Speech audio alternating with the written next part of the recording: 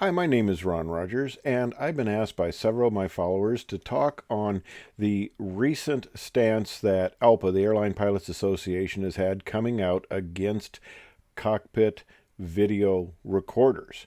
Well, this might seem like it's an evolution of technology. I remember reading accident reports back before they had any sort of data recorders. And a lot of it ended up being almost total speculation because they had no cockpit voice recorder, they had no data recorders, and the amount of information they had was very limited. And some of the accident reports just kind of come off and saying, well, this is our best guess. So we've had a lot of advancements, but let me talk a little bit about my background here in this whole thing. Now, I've got many decades of being ALPA safety work. I was primarily on the technical side, not the political side. I was on the technical side, and I was chairman of several national committees and involved in both ALPA and if ALPA work. And I've had training as an accident investigator. Fortunately, never had to use that skill, at least for my airline, which is quite good. Now, first of all, ALPA has two sides. It has the political side and has the technical side. But first and foremost, ALPA is a pilots union, and its job is to protect the pilots, their working conditions, their lifestyle, and just generally to come to their aid in any issue. And okay, we're going to talk about cockpit video recorders. Well, they consider it intrusive, and of course it is. One of the comments was, I don't want this to get out and to have everybody on national TV see me die and my family, and of course it'll be there forever the way things are. And you say, well, a picture's worth 1,000 words. Well, I'm not saying there would be issues with deep fakes and things like that, but what you see is not always what there is, and I think it's pretty reasonable to say there's a lot of things in video that really don't show the true picture and might even show an incorrect picture. But things have come a long ways, and I want to talk about a little bit about the history of cameras in aircraft cockpits. Now, if you go into the flight test realm, it's very common to have cameras in the cockpit to look and see what the flight crew is doing, and it also helps with the flight engineers in the back to see what's going on up front, and you can record it for any unusual situations, and often in flight tests there are unusual situations, so it's good to see what's going on. And of course, one comment is you got to address the fact that technology has changed over the years. In my short lifetime, I've seen it go from just, grainy black and white, multiple scan line type of video to extremely small cameras that are 4K HD. And I mean, I've got it on my phone, I've got the GoPro, and you get just an amazing quality of video now that can be recorded, and it also can be stored. So you might say, well, it is technically possible, isn't it, that you could have good video recorders in the cockpit. Now, of course, the history of flight test, and you can see it there. There's a picture of the external cameras on the 777, and this is all relayed back to the flight test engineers at their stations so they can monitor what's going on. And there's another picture of the flight test engineer station from a little bit farther back in the cabin. And this happens to be an Airbus configuration here. Now let's talk about some of the things that started. Before there were flight data recorders, trying to figure out what happened in an accident was extremely difficult. And of course, the flight data recorders and the cockpit voice recorders were mandated in 1967, and they have expanded a lot in their capabilities. Now, where do you want to spend money on these things? And that's one of the issues. Anytime you're going to put something like video recorders in, well, is that the best use of money? Well, maybe, maybe not. With the flight data recorder, it's always better to have more parameters. Now, on the flight test aircraft, I remember, I think it was on the B1, we had like 25,000 parameters. We could measure the G on the wing all through the aircraft at all sorts of points. I mean, you don't need that for accident investigation. You use it for flight tests, but you can always use more parameters. And there's some other issues with these recorders, like when the electrical power stops, they stop. And another thing that could be important, and this has been suggested also, is that you could have the recorders actually ejected from the aircraft upon an accident. Now, this is a little more important if the aircraft crashes into the water, because the pinger works for about 2 weeks, and after that it goes dead. And they've successfully recovered these data recorders even after the pingers have gone dead, but it becomes much, much more of a difficult process. And if the recorder could actually be ejected and float to the surface, it would make finding it easier, because the pinger works better on the top of the water than underneath the water. So it would make finding it easier. So maybe that's a better way to spend money. And also having a battery source for the recorder. Now, this can be argued because they take a lot of their data off the data bus in the aircraft. And if you lose power, you lose that data bus. So you would have to make sure that you maintain parameters somehow, even with the loss of aircraft power. And of course, these flight data recorders have been invaluable in accident investigation, because you have an accident and the aircraft can virtually be shredded, and it can be extremely difficult to piece together what exactly happened. If you remember TWA 811, they had a 747, a huge reconstruction of that aircraft in a hangar. Now, cockpit voice recorders, those were really protested as an invasion of privacy when they first came out. But they have been invaluable in accident investigation. And I was asked to be, because I also had a background training in accident investigation, to be on standby to listen to the cockpit voice recorder if we'd had an accident. And that can be something very difficult to do, especially if you know the crew members. But it often is helpful to have a pilot listen to what pilots are saying to try to decode what's going on, because sometimes it can be very difficult to hear certain things and to understand what may or may not be being said.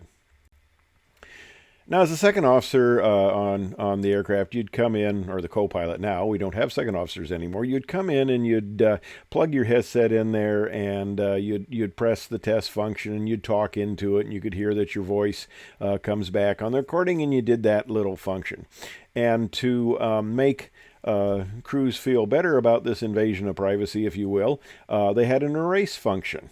All right, well, I don't remember a whole lot of captains after the flight really erasing the cockpit voice recorder. Some did, but I don't think people were too terribly worried about it. Now here on the TWA 841, okay, you get 2 hours of voice recording. Now, spend your money. Okay, have it a little bit longer of a recording, because when they got back down, the event had been overwritten because it was so far in the past. And there's been often a proposal for make these things longer. 2 hours is just kind of short, because we certainly have the technology now to record much lengthier times. They don't use the old antiquated systems that were available in 1967 anymore. They've got a lot of advancement, so they can do a lot better job in doing the recorders. Of course, in this instant, the captain came in and he erased the cockpit voice recorder, which said he did it as a habit, but the NTSB did not like that at all. That made, and I digress here a little bit, that made them feel that he was trying to cover something up, because the only thing that he would have actually been erasing was after the event, when the crew may have been talking about, well, what happened, and the NTSB suppose that they were getting their stories straight, that sort of thing. So it did not go over well. But of course, there are always uttered phrases when the crew knows they're going to die, and it's bad enough to see the transcript, but if these things get out, and audio as much as video. If those get out, and you know how the news sources are, they would love to play those over and over again. And it's an invasion of privacy. It's horrible for the families. But let's talk a little bit more about the history of some of these things. Now, airlines can have labor relations that aren't the best. We had a strike, and the company was doing things that were very punitive, and you give them a source like Cockpit voice recorders or that, and you have to guard these things carefully because they could be used punitively against pilots, because you can discuss things like you can discuss the upcoming strike and things like that, and the company could use that against pilots. So this has to be very carefully guarded. And pilots, are very suspicious. We have a career that can end very abruptly. You fail a medical, you have a heart condition. It's better now than it was, but you can suddenly be out of a job. You have a bad check ride or so, and now all of a sudden, you're looking at being a shoe salesman if you don't have anything to fall back on. So it can be a tenuous career, and pilots legitimately are worried about protecting their career and anything that might go against that, which is why the politicians say, no, we don't like that. But like I said, the NTSB has been pushing this for a very long time. Now, another thing that came about in the 80s was FOQA, Flight Operations Quality Assurance, and people looked at this as being punitive. Basically, what it does is you do a data dump of the flight data stuff, and you can see trends that are developing, and sometimes it can be an operational incident, like they're keeping you very fast to the marker and people are having trouble slowing down. This wasn't an issue in the 27. You could hit the marker at 250 knots and easily slow down. But some of the modern aircraft, the ones that are a lot more slick, like most of the modern aircraft now, don't slow down quite as well. And if you got an issue where ATC is pushing, the airplanes fast to the marker and people are having trouble getting slowed down, it can show up like as flap overspeeds because they're trying to get the flaps out as soon as they can, and you get a little wind gust and you can get an overspeed. That's from somebody who's had that happen. But anyway, okay.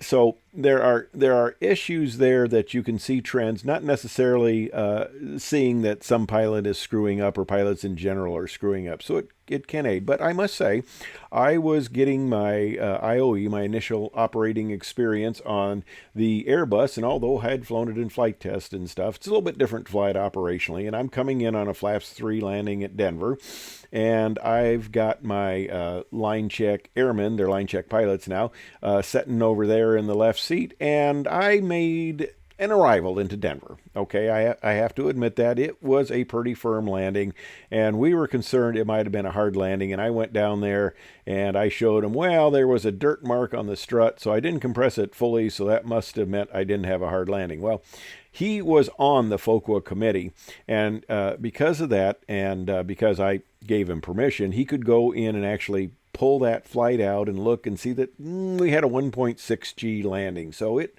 was a bit of an arrival.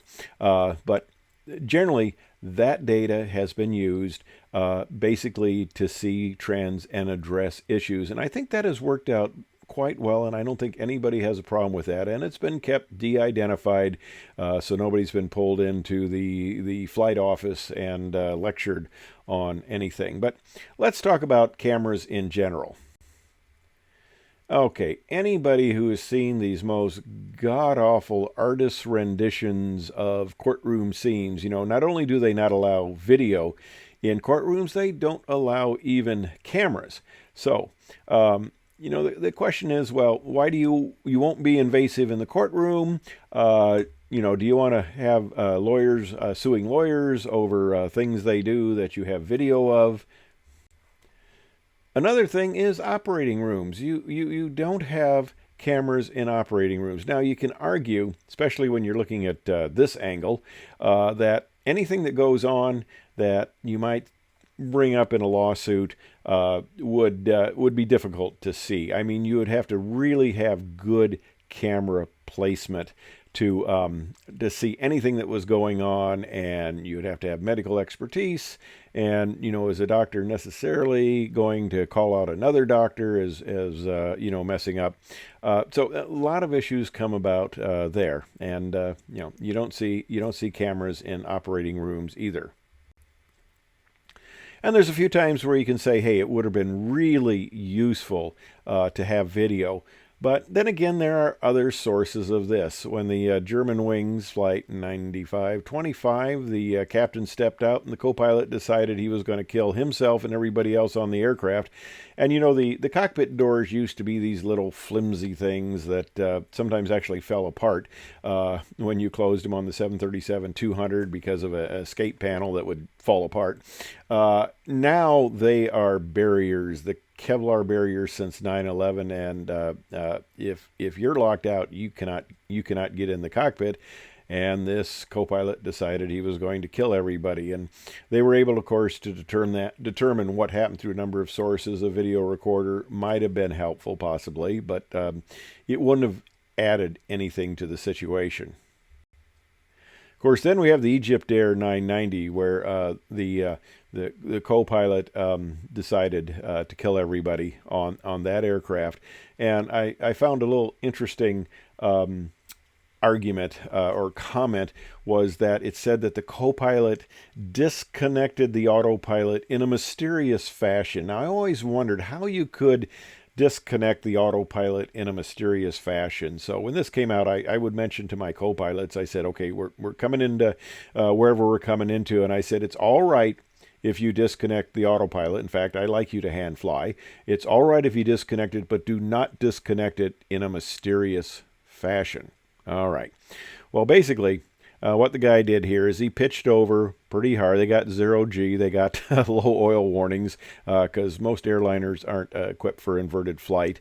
And he shut off both engines, and that kills the power. So all the recording, the CVR and the data recorder died at that point. So,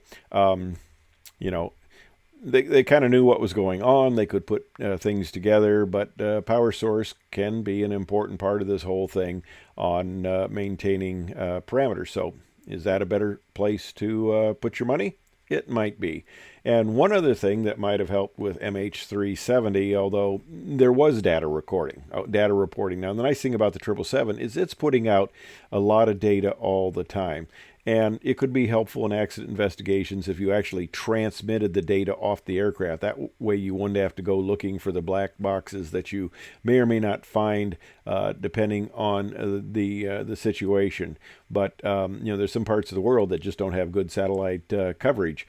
And the thing there, it would have been helpful. They were getting data things. It's kind of funny, the data that the aircraft does spit out. I was flying, I think it was to Beijing one time, and I get a call from maintenance. They said, we've been watching your oil quantity on the number one engine there. It's been decreasing faster than we like to see. And I go, oh, that's interesting. I hadn't really noticed that, but there's somebody back in San Francisco maintenance who is watching the engine parameters on my flight and knows that if anything goes wrong, they can get a bit of a heads up, and he gave me a bit of a heads up on it, which was very nice. So in the end, is there any reason to put video cameras in the cockpit? Well, maybe. I think like Alpa says, I mean, the NTSB has been pushing this for 20 years, but their whole thing is to investigate accidents. So another tool is something they obviously would like, and you certainly can't fault them for that. But, it's another invasion of privacy. It could be totally misused because there are a lot of optical illusions. I think we're all familiar with those things. Things aren't always what they seem to be. It's hard to see, and you'd have to have all sorts of different camera angles and stuff like that. And I think, although I look at from the technical side, not the political side, although I really appreciate ALPA protecting my job, I got to say that. But from the technical side, I think they are correct in saying, the usefulness is questionable, and the where you could spend money better, I think is a very valid argument. But anyway, it probably won't hurt, but there's only limited funds to increase information that will help with accidents. And you go back 20 years, and the ability of video recorders when they first were asking for it were just horrible. The information they would have gotten when they first said this was necessary would have been really, really poor. So, yes, it's getting better. Someday, maybe it will get to the point where it might be, decent without question, but I still don't think we're that point. So, anyway, that's my 2 cents on the subject, being asked to comment. Thanks for watching. I hope you found it interesting and informative.